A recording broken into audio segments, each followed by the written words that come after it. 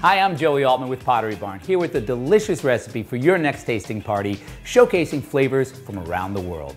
This recipe is inspired by the flavors of India. It's curried cauliflower with pine nuts, raisins, caramelized onions, a little bit of garlic, and delicious chickpeas. Now for my chickpeas, I took dry chickpeas and soaked them overnight to rehydrate them, boiled them for about 15 minutes in lightly salted water. For the cauliflower, you want to find a nice firm cauliflower, nice tight florets, and nice and white as well. And then you want to remove the base stem, like so, with a paring knife.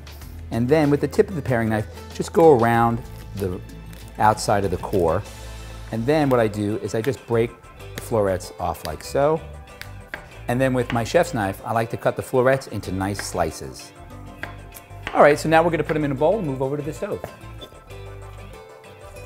So one of the distinctive flavors of Indian cuisine is ghee, which is a clarified butter. So I'm going to be cooking the cauliflower with the chickpeas in butter.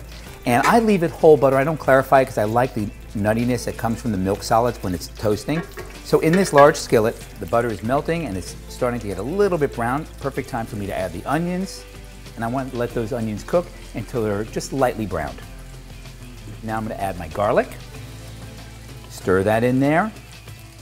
And now I'm going to add the curry powder. And I like to add the curry at this stage because I really want the flavor of the curry to explode into the butter. Really get integrated there.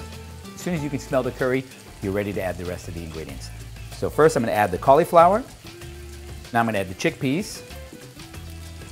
And now the pine nuts, which aren't toasted because they're going to cook in the pan. And then finally, the soaked raisins. So you want to soak your raisins for about 20 minutes in warm water. That will plump them up and prevent them from burning in the oven. Stir this all around, get everything incorporated, season it with some salt. All right, so we're going to put it in the oven at 400 degrees for about 15-20 minutes. You want to cook them until the cauliflower starts to get a little bit brown around the edges. All right, so now we want to just stir that around. I can see the cauliflower is browning around the edges here. I just want to stir it around, get some more even browning. Oh, I just love the aroma of that sweet and savory flavors. It's going to be so delicious. Okay, now the cauliflower is beautifully caramelized. Look at that.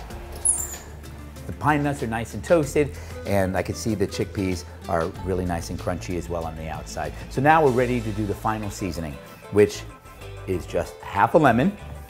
The acid from the lemon really brings out those sweet and savory flavors.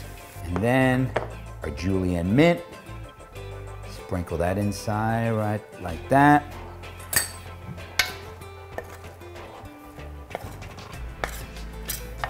And now I like to scrape the bottom of the pan to get those caramelized bits off and incorporate that into the dish.